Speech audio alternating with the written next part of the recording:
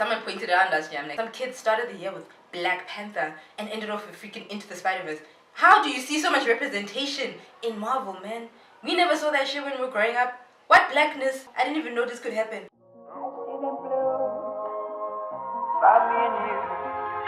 I think to myself, what a wonderful world.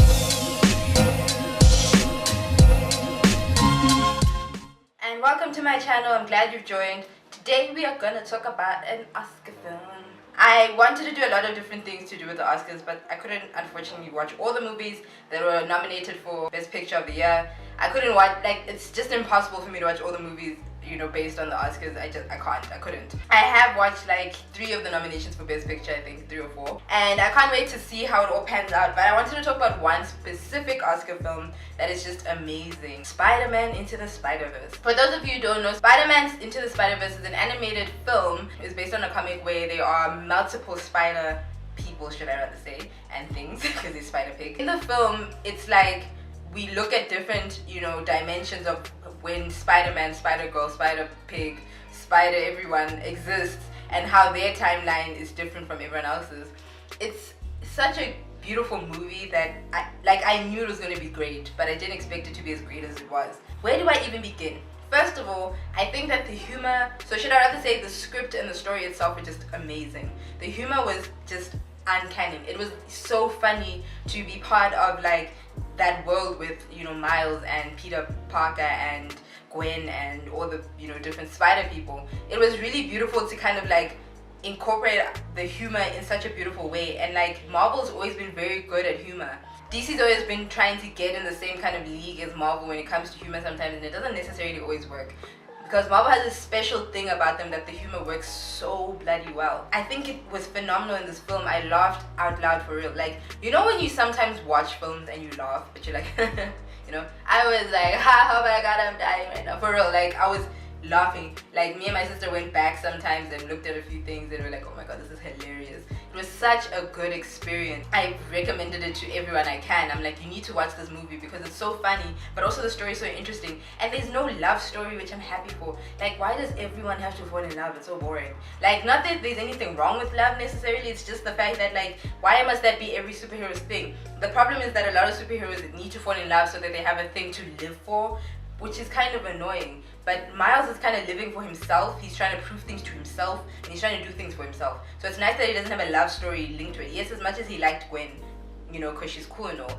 it wasn't about that, you know what I mean? Like, it was a point and they like moved on kind of thing. And that's what I enjoyed a lot about the film. Also, just looking at the different like dimensions of Spider-Man and who he is was really interesting. I love the fact that Miles' uncle was a bad guy, but again, that wasn't even a central point necessarily. It's about Miles and the things that happen around him kind of thing. But it's also about him learning to kind of take the leap of faith, as, you know, Peter Parker, the older one, said, is just to do it. And I think it's also nice because he's a high school student. He's a very young high school student. He's a very young teenager. And he's trying to really like navigate life. But he's really all about himself. And he's really well known. And he's really cool. And he's really got great music taste. He's such a phenomenal character and I enjoy him. And he's not irritating. A lot of the times, like, young characters are very annoying people. Especially when they're teenagers. You're just like, oh my god, can you just get off the screen? Even Harry Potter had a moment where he was so irritating. You're just like, you know, Jesus. With Miles, I just enjoyed the fact that he was just this cool kid. He's someone I would be friends with if I was younger. Like, if I was back in high school and I met Miles, I'd be like, this nigga cool though. I enjoy the fact that he's half black and half Latina. It's so amazing how they just incorporated this brown character and they embodied him so nicely. The characterization of him was just phenomenal. He has a purpose and he's going for it. He's living for himself. He's trying to grow, but he's also confused and he's also scared because he's a kid at the end of the day and he has to learn to grow up pretty fast. But also the fact that he's a kid, it means he's kind of reckless, which kind of works for him, which means he can do a lot of stupid things that he shouldn't really be doing, that people like Peter Parker and stuff don't necessarily do. He wants to save everyone as much as he can, but he also wants to take down the bad guy kind of thing. And he's not necessarily about saving himself, he's about saving the world. And it's just so funny. I just can't get over how funny that movie was. I enjoyed every moment of it and I can't even complain about anything. Animation wise, it was so interesting how they used CGI, as well as I read that they put in bold lines so that it has a different kind of effect. It was so beautifully animated, and I think using CGI and using the bold lines on top of it gave it kind of a comic feel, a moving comic feel. And I like that each Spider-Man had a different texture to them because they're from different times. And it was just enjoyable to see the colors being so bright, the shading, everything was just beautiful. It's such a beautiful animation, like, as a whole. And it's very new to a lot of stuff I've watched. Like, maybe this has happened before, I don't know. I can't say I watched every animation in the world, unfortunately. I wish. But, you know, from what I've been exposed to, I haven't been exposed to something as great as this, you know. There are very few times that I've watched animation where they've done something completely different with the way in which they animate. You know what I mean? A lot of the time it's very simple CGI, we get the point. Or like, it's very, you know, claymation-ish or whatever, you know. But stuff like Into the SpiderVerse, Anomalisa and stuff like that, they change the way in which animation can work in telling a story. And I think that it was a very good idea bringing in the comic feel to Into the SpiderVerse in the first place. And I like the fact that, like, they really brought the comic books into the story. It was very important. It's like, I am a comic book character. I am a character within this world. Here's my story. Here's my origin story. Voice actor-wise, they did a very good job choosing who to voice people. Shamik Moore did an amazing job at voicing Miles.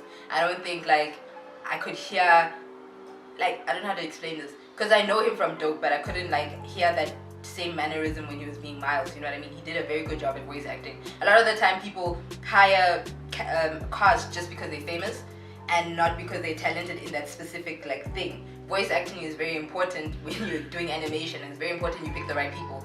Yes, you may pick some famous people, but why are you picking them other than the fact that they're famous? You know what I mean? Can they voice act well? And Shamik killed it.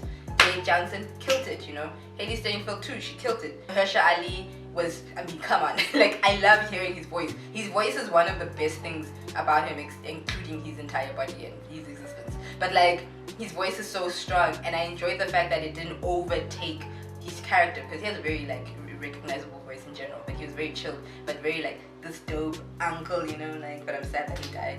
Also, a shout out because they used Zoe Kravitz, a black person, to voice a whole white woman, which is really difficult to see in animation in general. Black people are not even, like, voiced by black people. Now you've got a whole black person voicing a white person. Yes, it was a moment, but it was great. It was a great moment. I was just like, thank you. A black person voicing a white person. Where do we see this? Because y'all all taking over all our voices in general, and we never get to do anything. Like, it's so nice because a lot of, like, the cast, you know, the main cast, they're black and brown. It's very nice that with animation in general, and I know it's not just about Marvel, but in general right now, like, even stuff like Coco was really nice to see that there's a lot of, like, people of color, like, Latina people voicing the actual characters for once, instead of it being some white kid and some white dude pulling off an accent. It's very annoying, you know, when that happens, and it's so hard to kind of find spaces where, you know, people of color are allowed to voice their own people. And, like, this stuff is big for us. I mean, Marvel's allowing people of color to finally, like, flourish within their spaces, and that's what I enjoy. Into the SpiderVerse's main character was a black teenage boy. I mean, that's freaking amazing, and he was such a cool kid, and there was black music in there, and it was just, it was so fun to play around with, and they were just, I just felt like I was watching a movie about a black kid for once, instead of it being whitewashed, you know what I mean? But it was also not like this idea of what blackness is, you know, kind of vibes. It was actually just like a really good movie with a black kid that made sense. Sound wise, it was, I love the sound, but I don't know, guys, I think really just the script really just got me. It was just beautifully written, and it was just, how is a film funny from beginning to end? It's very difficult. You usually get to the serious point and then the humor disappears. But even through the serious points, we got a little bit of laughter. And, you know, it wasn't such a hectic, complicated story. It was such a good origin story. I like it. Also, my favorite part is when he got bitten by the spider. You always expect that reaction like everyone else gets, like, oh my god, it hurts, blah blah, you know. But he kind of just, like, got bitten by the spider, like, and then moved on with his life. Those little mannerisms made the movie so different from other Spider-Man movies. And I generally enjoy a lot of Spider-Man films.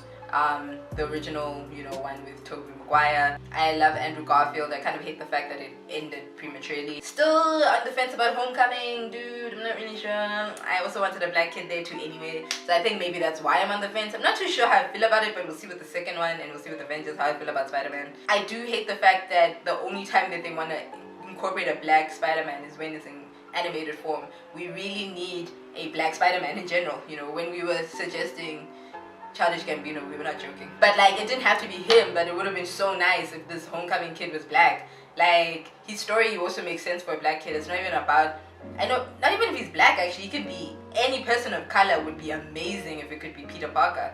But anyway, the point of this entire video is that I hope that Into the SpiderVerse wins for Best Animation. It was phenomenal. Nothing wrong with the other ones that had come through. I couldn't have watched all the animations that are there, unfortunately. But I have watched Wreck-It Ralph Breaking the Internet. I'm not too sure why it's on the list in the first place. No offense, but it was not that great of a movie. It was like compared to the first Wreck-It Ralph, it was okay. So the first Wreck-It Ralph didn't make it into the Oscars. I don't know if they didn't enter it, but Breaking the Internet gets it. I don't understand why it's there. I'm very confused. The Incredibles 2 was also a phenomenal movie, but unfortunately, because of Into the SpiderVerse and how great it was, I can't feel happy if it wins over it, unfortunately. But I would be okay with it. I'd be like, you know what, it was actually a phenomenal movie too. Anyway, we waited so many years for this movie. I had such a good time. I enjoyed Incredibles 2 so bloody much. But Into the Universe is cinematically just better. It's new. It's something we've never seen, and I think that's why it deserves to win for Best Animation. And I wish it could have even been nominated for Best Picture, because I feel like why can't animation go into that category? It doesn't have to just be live action. For me, this is just my own thing, but I think that it is a contender for Best Picture because of how different it is and how it actually uses cinematic forms to grow itself. Animation doesn't generally do this a lot of the time. It doesn't always use camera angles and stuff like that. You know what I mean? It doesn't like push itself all the time. Not all. Don't get me wrong, I know. I've watched animations that killed it, bruh. Of course, yes, kill it. But I'm talking about these mainstream ones that we watch. Not a lot of them push the boundaries enough. They are just like, oh, so kids can understand, you know. But what about the filmmaker who's watching it? Can we also enjoy what we're seeing, like through different camera angles and different sounds and different ways of writing scripts and different ways of animating? I think this was something so interesting, and it's going to change the game for real. And I feel like it should be nominated for Best Picture too. I can't wait to see the Oscars. And please, Oscars, don't do that nonsense of making an old person read the wrong card. It's so boring. Yo, you get it. Yes, that's why you like to cause controversy. We were already watching the Oscars. I don't know why you're creating such a spectacle. Just do the awards. Like, we're not. Why? Alright guys, I hope you enjoyed. I know it wasn't hectic and I wasn't trying to talk too much. I'm just talking about how great it is, and I hope it wins. I'm so excited. I hope it wins. I'll be so excited if Wreck-It Ralph wins over this. Hope you enjoy it. Come back for more. I'm gonna be doing a Game of Thrones recap for y'all, okay? So make sure you watch the recap, okay? Because I love y'all. I want you guys to be as ready as I am. Okay, I've been rewatching Game of Thrones, so I'm prepared. I will recap for those of you who cannot watch Game of Thrones. So this is going to include spoilers, so don't watch it unless you've watched Game of Thrones. Guys, have a beautiful day.